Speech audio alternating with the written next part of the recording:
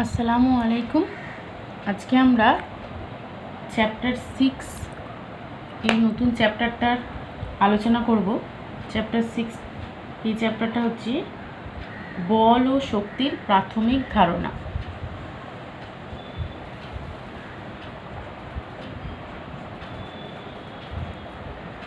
বল ও শক্তির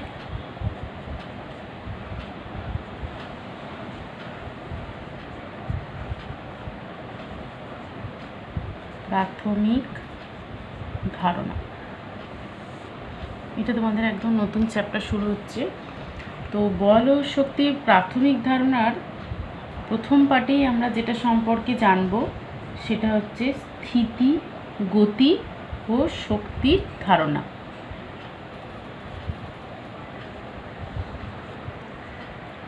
স্থিতি, গতি ও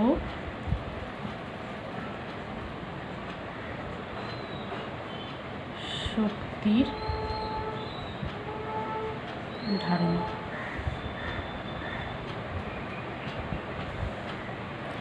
তাহলে দেখো, এখন আমাদের স্থিতি, গতি, শক্তির ধারণা জানতে হলে প্রথমে আমাদেরকে যেটা জানতে হবে, ধরো তুমি বাড়ি থেকে বেরিয়েছো স্কুল যাওয়ার জন্য, তুমি রাস্তায় কি কি জিনিস দেখতে পাও? অনেক রকম জিনিস দেখতে পাও। দেখো যে তুমি যেমন হেঁটে চলেছো সেরকম রাস্তার চারিদিকে অনেক বাস, বাইক,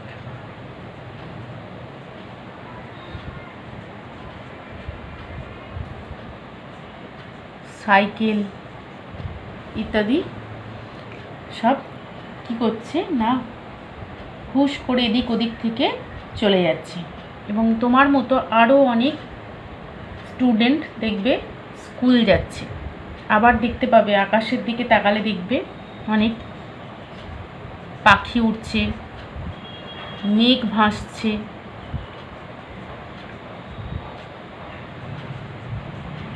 এইসব চিত্র তুমি দেখতে পাবে। আবার এই ধরনের চিত্রও তুমি দেখতে পাবে যে দেখবে রাস্তার পাশে রয়েছে একটা বড় বট গাছ, বিভিন্ন আকৃতির ঘরবাড়ি,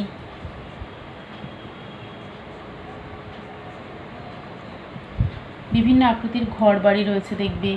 তারপরে কি দেখবে যে রাস্তার পাশে বাঁধা রয়েছে গরু, সে নিজের মনে ঘাস খাচ্ছে, তাই না? আবার এইসব জিনিস তুমি তোমার পাশে দেখতে পাবে। দেখো, এই যে জিনিসগুলো তুমি দেখতে পাচ্ছ,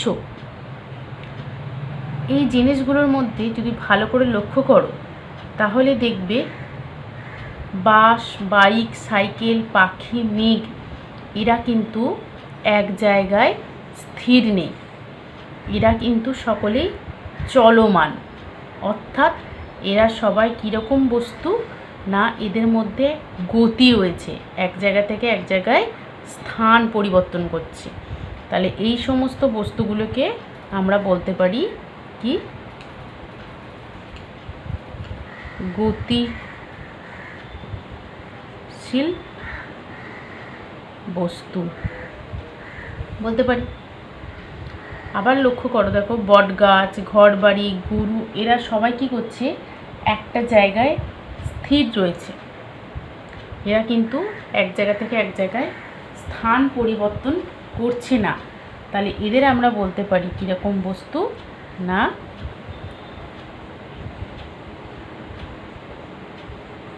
স্থিতিশীল বস্তু।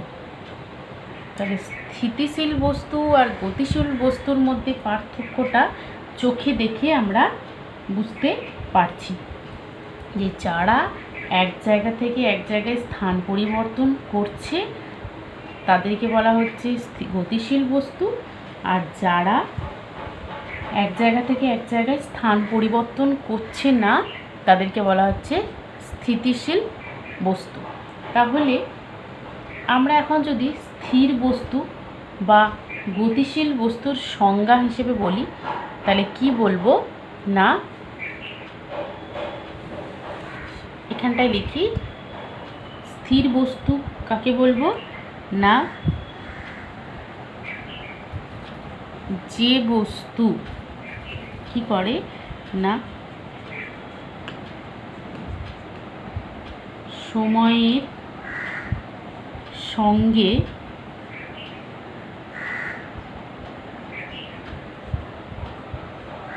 স্থান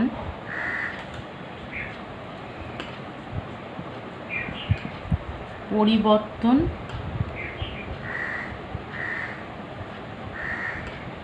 করে না তাকে কি বলা হবে না, তাকে স্থির বস্তু বলে।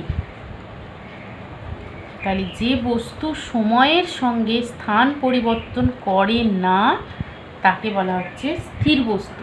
যেমন বটগাছ, ঘরবাড়ি, গরু, রাস্তার পাশে যেগুলো স্থির অবস্থায় রয়েছে তাকে আমরা বলবো স্থির বস্তু। তাহলে গতিশীল বস্তু কাকে বলবো না,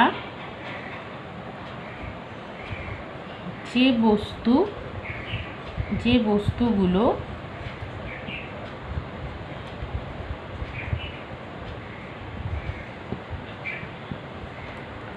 সময়ের সঙ্গে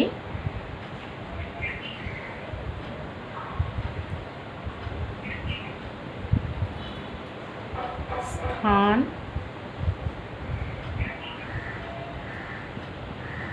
পরিবর্তন করে তাদের কি বলবো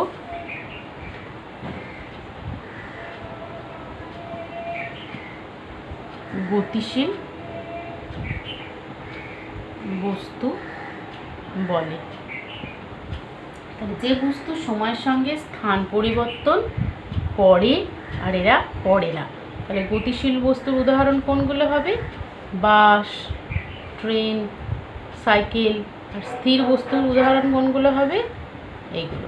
তাহলে স্থির বস্তু, গতিশীল বস্তু কি তাকে আমরা কি করতে পেলাম না বুঝতে পারলাম। এই সময় তোমার চারপাশে কোনগুলো গতিশীল বস্তু আছে সেগুলো আবার ভেবে দেখো, এবং তোমার পাশে কোনগুলো স্থির বস্তু আছে সেগুলো ভেবে দেখো। এবং এবার আমরা আসবো যে তুমি ধরো ট্রেনের মধ্যে রয়েছো। কোথায় রয়েছো না চলন্ত ট্রেনে রয়েছো। চলন্ত ট্রেনে করে কোথাও বেড়াতে যাচ্ছ। এবার চলন্ত ট্রেনে তুমি জানলার ধারে বসে আছো।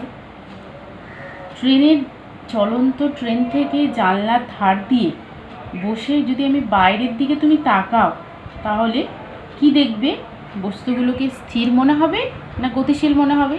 চলন্ত ট্রেন থেকে জানলা দিয়ে বাইরে যদি তাকাই বস্তুগুলোকে স্থির না গতিশীল কি মনে হবে বলো? অবশ্যই তোমার মনে হবে সব বস্তুগুলো ছুটছে। জানলার পাশ দিয়ে দেখা বাড়ি, ঘর, রাস্তা, গাছ সব যেন মনে হবে ছুটে ছুটে যাচ্ছে। তাহলে চলন্ত ট্রেনে বসে আমরা যদি বাইরের জানলার দিকে তাকাই তখন কি মনে হবে, যে সমস্ত বস্তুই কিন্তু গতিশীল রয়েছে, অর্থাৎ কেউ স্থির নেই বাইরের দিকে।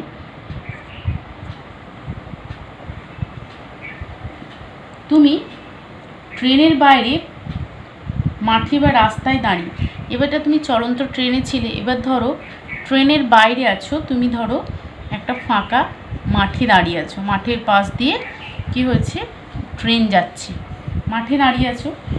তো এই সময় বা রাস্তায় দাঁড়িয়ে আছো, তুমি যদি দেখো যে ট্রেনের বাইরে দাঁড়িয়ে থাকলে তুমি ওই বস্তুগুলিকে, যে বস্তুগুলো তোমার ছুটে যাচ্ছিল মনে হচ্ছিল, রাস্তায় দাঁড়িয়ে তুমি যদি ওই বস্তুগুলোকে দেখো তাহলে কি মনে হবে, স্থির না গতিশীল, অবশ্যই স্থির মনে হবে। তুমি স্থির আছো, তুমি বাইরের দিকে যখন দেখছো, বাইরে দাঁড়িয়ে ট্রেনটা চলে যাচ্ছে, কিন্তু তোমার আশেপাশের সেই বস্তুগুলো সব স্থির মনে হচ্ছে।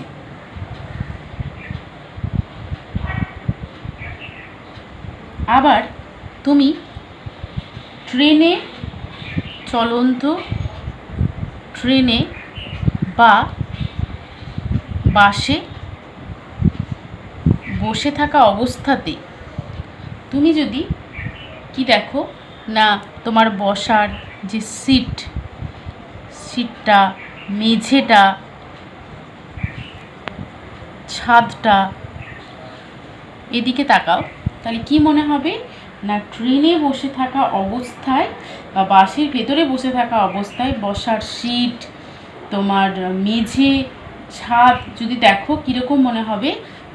স্থির না গতিশীল মনে হবে? তোমার মনে হবে সব কিছু স্থির রয়েছে।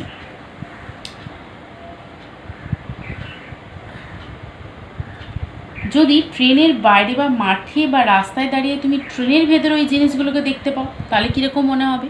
মানে তুমি মাঠে দাঁড়িয়ে ট্রেনের ভেতরের জিনিসগুলোকে দেখছো, অর্থাৎ তুমি রাস্তার ধারে বা মাঠে না দাঁড়িয়ে রাস্তার ধারে দাঁড়িয়েছো, ট্রেন লাইনের ধারে দাঁড়িয়েছো, নিয়ে প্ল্যাটফর্ম থেকে তুমি দেখছো একটা চলন্ত ট্রেন যাচ্ছে, সেই চলন্ত ট্রেনের ভেতরের দিকে যদি তুমি তাকাও, তাহলে তার ভেতরের বস্তুগুলোকে কীরকম মনে হবে? অবশ্যই সেটাও গতিশীল মনে হবে। তাহলে আমরা কি বুঝতে পারছি যে কোনো বস্তু স্থির না গতিশীল, অর্থাৎ বস্তুটার গতি আছে না স্থির অবস্থায় আছে, তা দেখছি কিসের ওপর? আমরা যে অবস্থার ওপর নির্ভর করে দেখছি, তার ওপর। আমি কোন অবস্থায় আছি সেই অবস্থায় বস্তুটিকে দেখছি, তার ওপর নির্ভর করছে। অর্থাৎ গতিশীলতা বা স্থিরতা এইগুলো নির্ভর করছে আমি কোন অবস্থায় বস্তুটিকে পর্যবেক্ষণ করছি তার ওপর নির্ভর করছি। তাহলে এখান থেকে আমরা যেটা জানলাম, স্থির বস্তু কাকে বলে, গতিশীল বস্তু কাকে বলে। তাই স্থির আর গতিশীল বস্তুর ধারণা আমার মনে হয় তোমরা বুঝতে পেরেছো। আমি আর একবার বলে দিচ্ছি, তারপরে পরের টপিকে যাচ্ছি।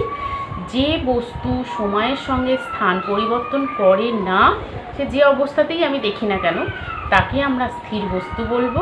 যেমন রাস্তার পাশে দাঁড়ানো বট গাছ, ঘর বাড়ি ইত্যাদি। আর যে বস্তুগুলো সময়ের সঙ্গে স্থান পরিবর্তন করে, অর্থাৎ কিছু সময় অন্তর অন্তর তার বেগটাকে বাড়তে আমরা দেখি, তাদের আমরা গতিশীল বস্তু বলবো। যেমন তুমি রাস্তার ধারে দেখতে পাচ্ছ বাস, বাইক, সাইকেল, ট্রেন, পাখি, মেঘ, এরা কেউ স্থির নেই, এগুলো হচ্ছে গতিশীল বস্তু। আচ্ছা,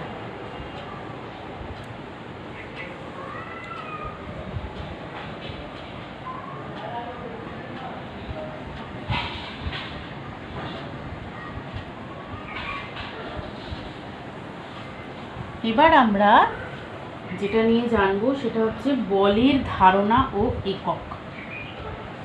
এরপরে জানবো কি স্থির বস্তু, গতিশীল বস্তু হলো। এবার জানবো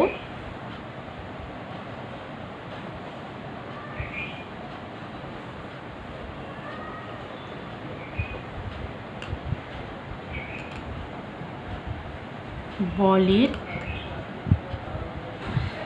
ধারণা ও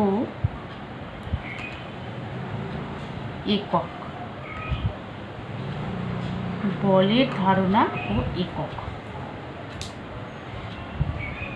দেখো, তোমাদের বইতে একটা পরীক্ষা আছে, এই পরীক্ষাটা প্রত্যেকেই করে দেখবে যে একটা মসৃণ মেঝে, অর্থাৎ সমতল প্লেন যে মেঝে, ঘরের মেঝে হতে পারে সেটা, সেই মসৃণ মেঝের ওপরে একটা ছোট্ট রবারের বল,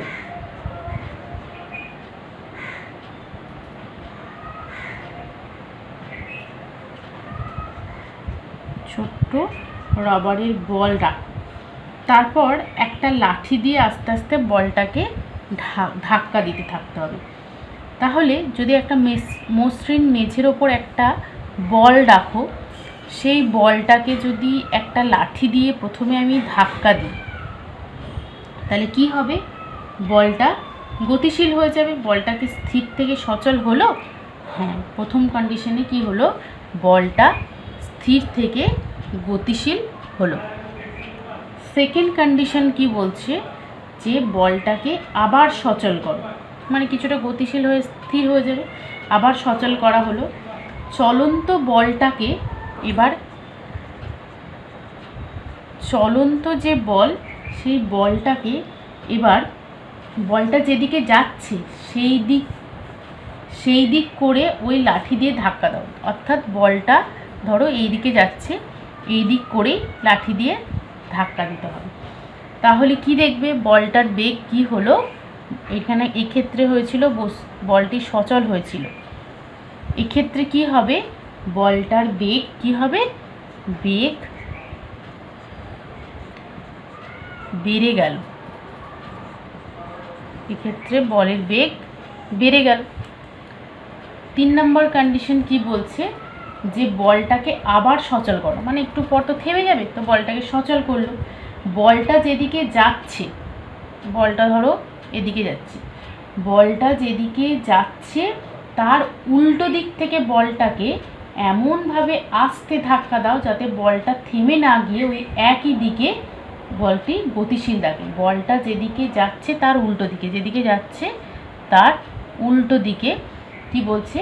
বলটাকে এমনভাবে আস্তে ধাক্কা দাও যাতে বলটা থেমে না গিয়ে ওই একই দিকে গতিশীল থাকে। তাহলে বলটার বেগ কি হলো? বলটার বেগ কি কমে গেল?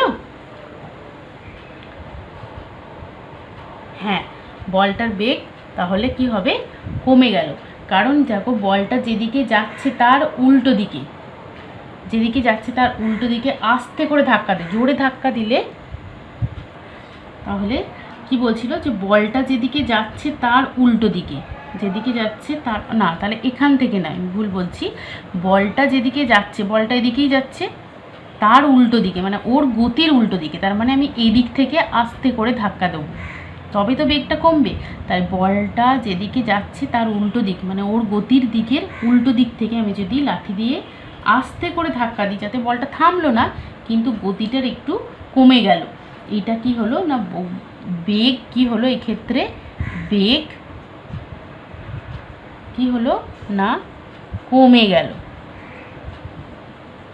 বেগ আছে কিন্তু বেগটা কমে গেল, যেহেতু উল্টো দিক থেকে আস্তে ধাক্কা দেওয়া হয়েছে, তাহলে বলটার বেগ কমে গেল। এবার 4 নম্বর কন্ডিশন কি বলছে? এবার ওই চলন্ত বলটাকে পাশ থেকে ধাক্কা মারো, মানে ধরো বলটা যেদিকে যাচ্ছে তার পাশ থেকে যদি ধাক্কা মারা হয়, তাহলে কি দেখতে পাবো? বলটা যেদিকে যাচ্ছিল ধাক্কার পরেও কি ঠিক সেই দিকেই চলছে, না চলার দিক বদলে গেছে? অবশ্যই যেদিকে যাচ্ছিল তুমি পাশ থেকে ধাক্কা মারলে কি হবে? তার চলার দিকটা পরিবর্তন হয়ে যাবে, দিকটা পরিবর্তন হবে। এটা 4 নম্বর। তাহলে যেদিকে যাচ্ছিল তার পাশ থেকে যদি দিই, তাহলে যেদিকে যাচ্ছিল চলার দিকটা পরিবর্তন হয়ে যাবে। 5 নম্বর কন্ডিশনে বলটাকে আবার সচল করো। এবার লাঠি দিয়ে একেবারে বলটাকে থামিয়ে দাও। তাহলে কি হবে? বস্তুটি প্রথমে যেমন স্থির ছিল আবার স্থির বস্তুতে পরিণত হয়ে যাবে। দেখো, এই পরীক্ষাগুলো কেন করা হলো? এই পরীক্ষা থেকে তোমরা কি বুঝতে পারলে? যে কোনো একটা স্থির বস্তুকে গতিশীল করতে গেলে, কোনো একটা স্থির বস্তুকে গতিশীল করতে গেলে বা গতিশীল বস্তুর বেগ বাড়াতে, কমাতে বা শূন্য করে দিতে বা গতির দিক পরিবর্তন করে দিতে গেলে বাইরে থেকে ওই বস্তুর ওপর ক্রিয়া করতে হয়। কি করতে হয়? বাইরে থেকে বস্তুর ওপর ক্রিয়া করতে হয়। এটা কিন্তু খুব ইম্পর্ট্যান্ট একটা জিনিস। কি হয় না, কোনো বস্তুকে, কোনো স্থির বস্তুকে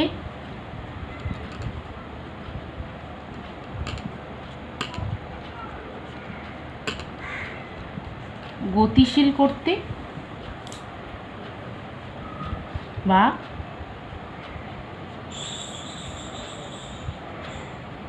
গতিশীল বস্তুর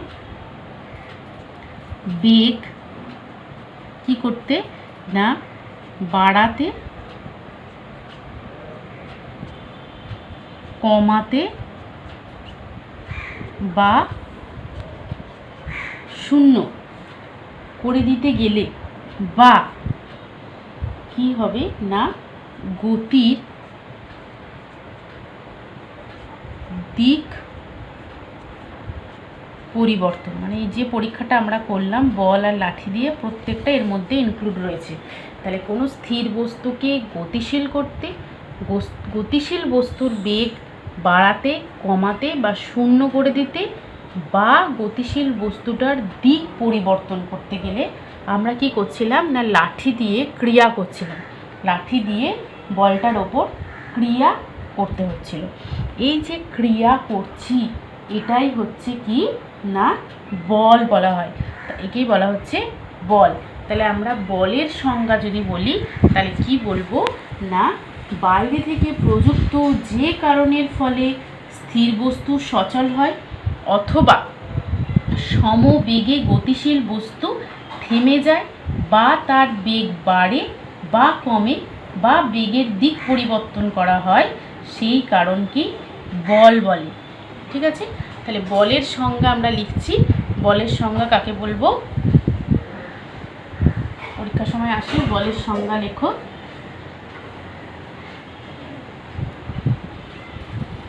বাইরে থেকে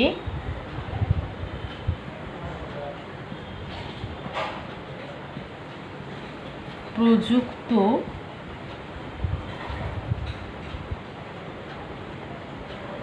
যে কারণের ফলে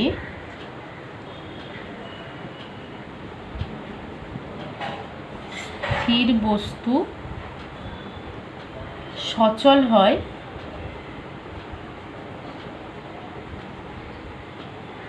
অথবা সমবেগে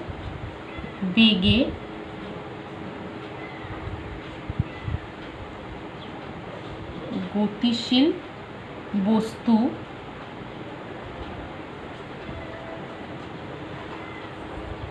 থেমে যায় বা তার বেগ বাড়ে বা কমে বা বেগের দিক পরিবর্তন হয়, সেই কারণকে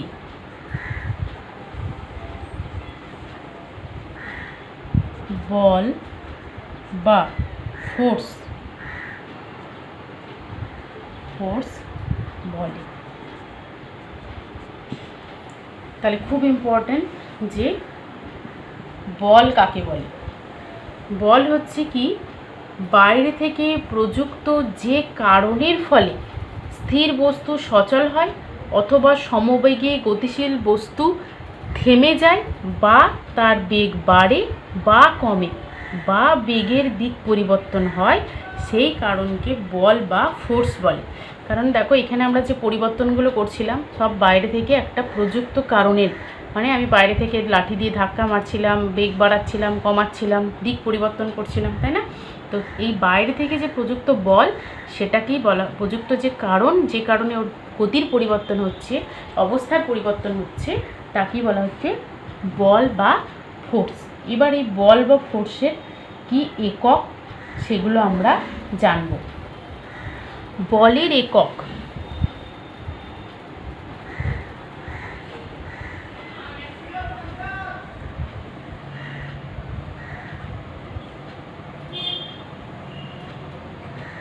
এবার দেখো বলের একক আমরা জানব যে এসআই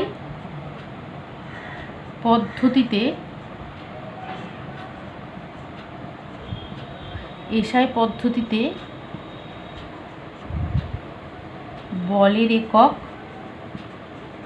কি না, এসআই পদ্ধতিতে বলের একককে বলা হচ্ছে নিউটন। বিজ্ঞানী নিউটনের নাম অনুসারে নামকরণ করা হচ্ছে। এসআই পদ্ধতিতে বলের একক হচ্ছে নিউটন। আর অন্য আরেকটি পদ্ধতিতে বলের একক হচ্ছে ডাইন। অন্য আরেক যে পদ্ধতি সেটাকে বলা হয় সিজিএস। এই সিজিএস পদ্ধতিতে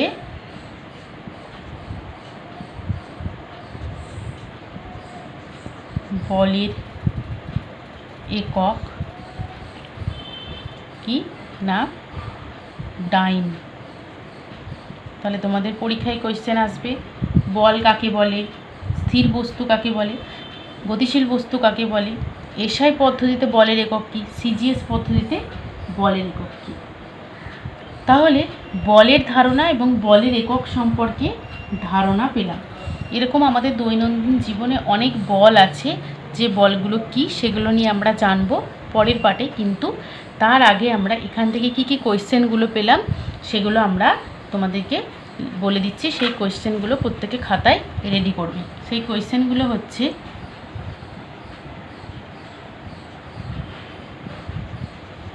স্থির বস্তু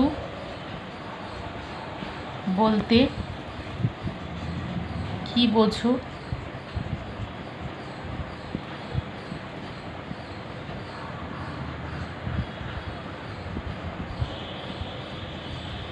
গতিশীল বস্তু কাকে বলে? এটারও কিন্তু উদাহরণ সহ লিখবে। গতিশীল বস্তু কাকে বলে, স্থির বস্তু কাকে বলে, তারপরে কি লিখবে না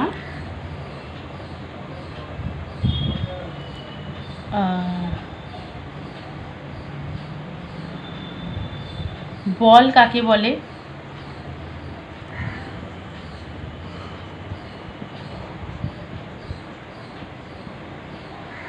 4 নম্বর হচ্ছে এসআই পদ্ধতিতে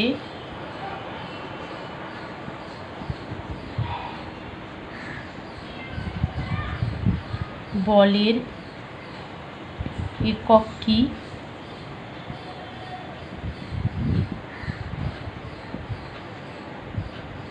সিজিএস পদ্ধতিতে